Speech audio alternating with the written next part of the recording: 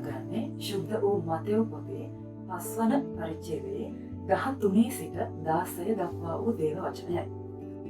නුඹලා පොළොවේ ලුණුය. නමුත් ලුණුවල රස නැති වුවහොත් ඒවා කුමකින් රස කරනු ලබන්නේද? නුඹලා ලෝකයේ ආලෝකය. මනුෂ්‍යයෝ පහනක් දැල්වා කුරුණිය යට නොව පහන් රුක උඩ තබති. එවිට එයින් ගෙයි සිටින සියල්ලන් කෙරෙහි ආලෝකය බබලයි. මගේ සහෝදර සහෝදරියනි, මෙම දේව වචනය තුළ දෙවියන් වහන්සේ අපිව, ඒ කියන්නේ උන්වහන්සේගේ අනුගාමිකයන්ව ප්‍රධාන ආකාර දෙකකට උපමා කරනවා. පළවෙනි එක තමයි උන්වහන්සේ මෙතනදී අපිව පොළොවේ ලුණු වලට උපමා කරනවා. ඊළඟට උන්වහන්සේ මෙතනදී අපිව ලෝකයේම තිබෙන ආලෝකයේ බවට උපමා කරනවා. අපි ඉස්සෙල්ලම මේ උපමාව දෙක අවස්ථා දෙකකදී වෙන වෙනම සලකලා බලමු. නුඹලා පොළොවේ ලුණුය. ලුණු කියලා කියන්නේ ඔබත් මමත් දන්නා විදිහට අනිවාර්යෙන්ම ඕනෑම ආහාරයක් රසවත් කරන්න තිබිය යුතු අත්‍යවශ්‍යම රසකාරකයක්. ඔබ කුමන ආහාරය මොන ආකාරයට මොනතරම් අමුද්‍රව්‍ය යොදලා වටිනා අමුද්‍රව්‍ය යොදලා හැදුවත් අනිවාර්යෙන්ම ඒ ආහාරය රසවත් වෙන්න නම්, කොටින්ම කන තරමට රසවත් වෙන්න නම් අනිවාර්යෙන්ම ඒ ආහාරය තුළ ලුණු කියන රසකාරකය අන්තර්ගත විය යුතුමයි. ඒ අනුව ලුණු කියලා කියන්නේ අත්‍යවශ්‍යම රසකාරකයක්. දෙවෙනි කාරණය තමයි ලුණු කියලා කියන්නේ උන්වහන්සේගේ කාලේ කියන අතීතයේ ඇතුළත කිව්වා අතිශයින්ම වැදගත් ප්‍රිසර්වේටිව් එකක්. ඒ කියන්නේ සංරක්ෂක ද්‍රව්‍යයක්. ඕනෑම ආහාරයක් නරක වීමෙන්, විනාශ වීමෙන් වළක්වා ගන්න අතීතයේ ඉඳන් භාවිත කරපු ඉතාම වටිනා ප්‍රිසර්වේටිව් එකක්. එහෙම නැත්නම් සංරක්ෂක ද්‍රව්‍යයක් තමයි මේ ලුණු කියලා කියන්නේ. ඊළඟට ලුණු වලට අතීතයේ ඉතා වැදගත් වටිනාකමක්, ඉතා ඉහළ වටිනාකමක් ලැබිලා තියෙනවා. කොටින්ම සොල්දාදුවන් ඔවුන්ගේ යුද්ධය අවසන් කරලා නැවත එන විට ඔවුන්ගේ ගෙවීම් වැටුප ඇතැම් විට සිදු කරලා තියෙන්නේ මේ මුදල් වලින් නොවේ, ඔය කියන ලුණු මල්ලක් ඔවුන්ට ලබා දීමෙන්. ඒ අනුව ඔබට පැහැදිලි ඇති ඒ කාලේ වන විට ලුණු වලට තිබිච්ච අති විශාල වටිනාකම, වැදගත්කම. එතකොට මෙවැනි ප්‍රධාන කාරණා තුනක් ඔස්සේ උන්වහන්සේ අපිව මේ පොළොවේම තිබෙන ලුණු වලට උපමා කරනවා. ඒ අනුව උන්වහන්සේ මෙතනදී අපෙන් මෙන්න මේ ප්‍රධාන කාරණා දෙක බලාපොරොත්තු වෙනවා. පළවෙනි එක තමයි අපි රසකාරකයක්, අත්‍යවශ්‍ය වැළැක්විය හැකි රසකාරකයක් බවට පත්විය යුතුයි කියලා උන්වහන්සේ අපිට මේ උපමාවේදී උපසක් ලබා දෙනවා. දෙවැනි කාරණය තමයි උන්වහන්සේ අපින් බලාපොරොත්තු වෙනවා අපි සංරක්ෂකයක් බවට පත්විය යුතුයි කියලා. මොකද මේ කියන්නේ? පැහැදිලි කරවත් උන්වහන්සේ මෙතනදී කියන්නේ අපි අවට සිටින මිනිසුන්ගේ, විශේෂයෙන්ම ගැලවීමට ලක් නොවුණු මිනිසුන්ගේ ජීවිතවල තිබෙන අත්‍යවශ්‍ය රසකාරකයක් බවට අපි පත්විය යුතුයි. ඔවුන්ගේ ජීවිත රසවත් කරන අත්‍යවශ්‍ය රසකාරකයක් බවට අපි පත්විය යුතුයි. දෙවැනි කාරණය තමයි ඔවුන්ගේ ජීවිත විනාශ වෙන්න නොදී, නරක වෙන්න නොදී ආරක්ෂා කරන සංරක්ෂකයක් බවට අපි ලුණු විදිහට පත්විය යුතුයි. මේ හරහා මේ මහ පොළොවේ අපිට දෙවියන් වහන්සේගේ රාජ්‍ය තුළ විශාල වටිනාකමක් අපිට මේ හරහා ඇති කරන්න පුළුවන්. ඒකෙන් මෙතනදී තවත් වැදගත් දෙයක් තිබෙනවා. අපි අර කිව්වා වගේ මේ මහ පොළොවේ ජීවත් වෙන මිනිසුන්ගේ ජීවිත රසවත් කරන්න සුසු රසකාරකයක් බවට, ඔවුන්ගේ ජීවිත නරක වෙන්න නොදී ආරක්ෂා කරගන්න සංරක්ෂක ද්‍රව්‍යයක් බවට අපි පත්විය යුතුයි කියලා කිව්වනේ. උන්වහන්සේගේ බලාපොරොත්තු වෙනවා කියලා මොකද කිව්වනේ මේ වචනේ කරා. එතන අපි කොහොමද ඔවුන්ගේ ජීවිත රසවත් කරන්නේ? අපි කොහොමද ඔවුන්ගේ ජීවිත විනාශ වෙන්න නොදී, නරක වෙන්න නොදී සංරක්ෂණය කරන්නේ? ඔබගේ ජීවිතය තුළට මෙවිල බලන්න. ඔබගේ ජීවිතය රසවත් වෙලා තිබෙන්නේ සහ ඔබගේ ජීවිතය සංරක්ෂණය වෙලා තිබෙන්නේ මොකක්ද? දෙවියන් වහන්සේයින්ද. දෙවියන් වහන්සේගේ වචනයින්ද. අපි දෙවියන් වහන්සේව හඳුනගත්තයින්ද සහ අපි දෙවියන් වහන්සේගේ මාර්ගය තුළ, උන්වහන්සේගේ වචනය තුළ ගමන් කරනින්ද අපේ ජීවිත රසවත් වෙලා, සංරක්ෂණය වෙලා, විනාශ වෙන්නේ නැතුව පවතිනවා. ඒ අනුව මෙම උපමාව තුළින් කෙටියෙන්ම කිව්වොත් වහන්සේ අපිට කියන්නේ අපි ලුණු විදිහට අන් අයගේ ජීවිත, විශේෂයෙන්ම ගැලවීමට ලක් නොවුණු සහ ලක් වුණු මේ සියලුම දෙනාගේ ජීවිත රසවත් කරන රසකාරකයක් බවට පත්විය යුතුයි. ඔවුන්ගේ ජීවිත සංරක්ෂණය කරන, විනාශ වෙන්න නොදී, නරක වෙන්න නොදී ආරක්ෂා කරන, සංරක්ෂණය කරන සංරක්ෂකයක් බවට පත්විය යුතුයි.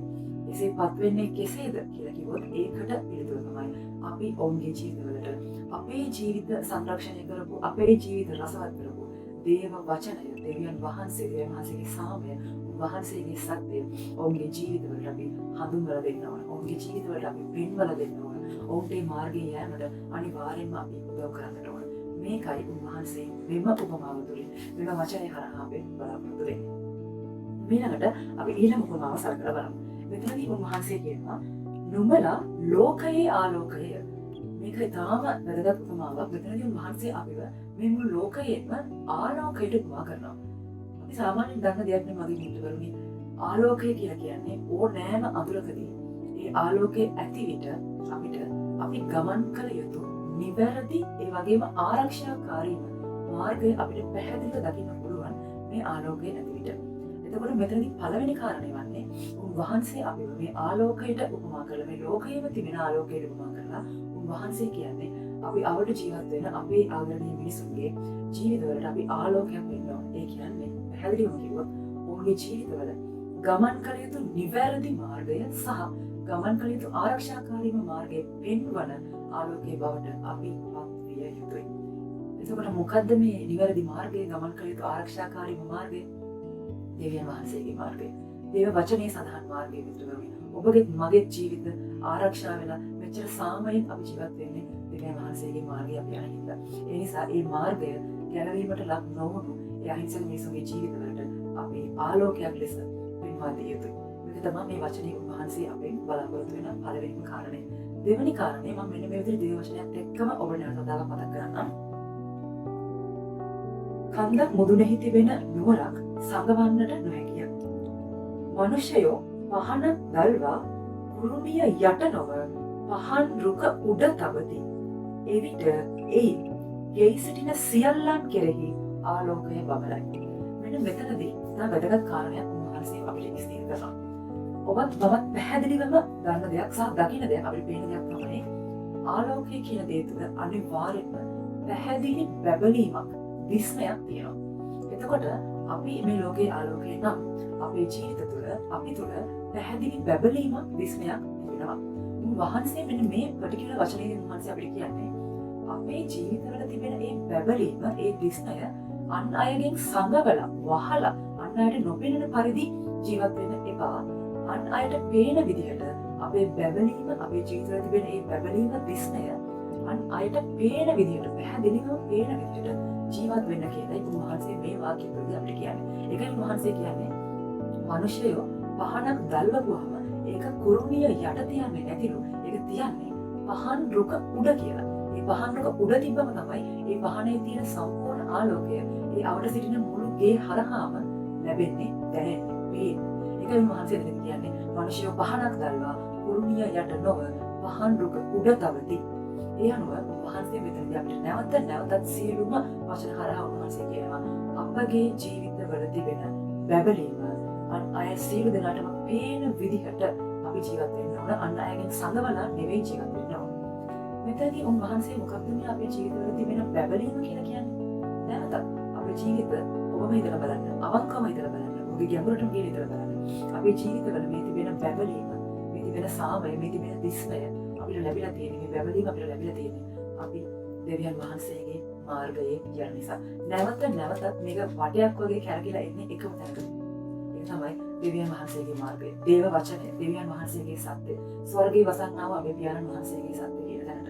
ඒ අනුව අපේ ජීවිතවල තිබෙන මේ බැබලීම, මේ කියන මේ දිස්නය, ඒ කියන්නේ අපේ දෙවියන් වහන්සේගේ වචනය, අපි ජීවත් වෙන ආකාරය, දෙවියන් වහන්සේගේ වචනයට අනුව අපි ජීවත් වෙන ආකාරය තමයි පැහැදිලිවම මෙතන කිව්වොත් අපේ ජීවිතවල තිබෙන බැබලීම. ඉතින් මේ බැබලීම අන් සියලුම දෙනාට පේන විදිහට ජීවත් වෙන්න කියලා උන්වහන්සේ අපිට මෙම වාක්‍ය තුළදී දේශනා කරන්නේ.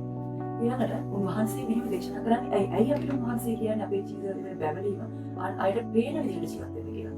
අන්න ඒ ප්‍රශ්නෙට උත්තරේ උන්වහන්සේ 16 වෙනි වගන්තියේ මෙන්න මෙහෙම දේශනා කරලා තියෙනවා.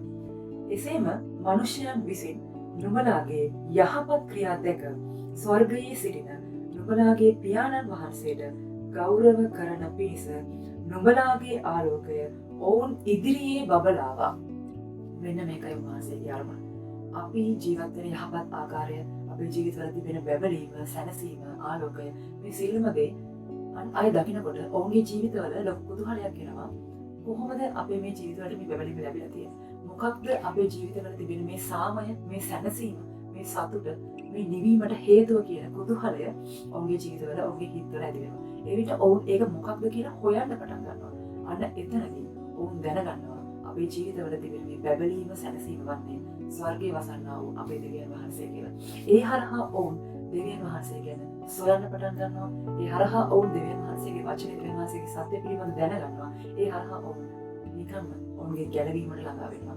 ඔවුන් මේ දේව රාජ්‍ය ගොඩනැගීමට ඔවුන්ගේ දායකත්වයේ නිරදින්න එතනදී ලබා ගන්න අපිට පුළුවන්. ඒ අනුව දෙවියන් වහන්සේ ඔවුන් හරහා, ඔවුන්ගේ ඒ සේවීම හරහා සහ අපේ මේ ජීවත් වීමේ රටාවේ දෙවියන් වහන්සේගේ වචනයට අනුව ජීවත් වීමේ රටාව හරහා දෙවියන් වහන්සේ නැවත ගෞරවයට පාත්‍ර වෙනවා. මේක තමයි මේ සම්පූර්ණ උපමා දෙකේ අවසන් ආරම්භ වන්නේ. ඒ අනුව මගේ ආදරණීය සහෝදර සහෝදරියනි, අපි උන්වහන්සේ මෙතනදී අපිට උපදෙස් දීලා තියෙන විදිහට, උන්වහන්සේ මෙතන අපිව උපමා කරලා තියෙන විදිහට මේ මහ පොළොවේ ලුණු සහ මේ ලෝකයේ ආලෝකයේ විදිහට ජීවත් වෙමු.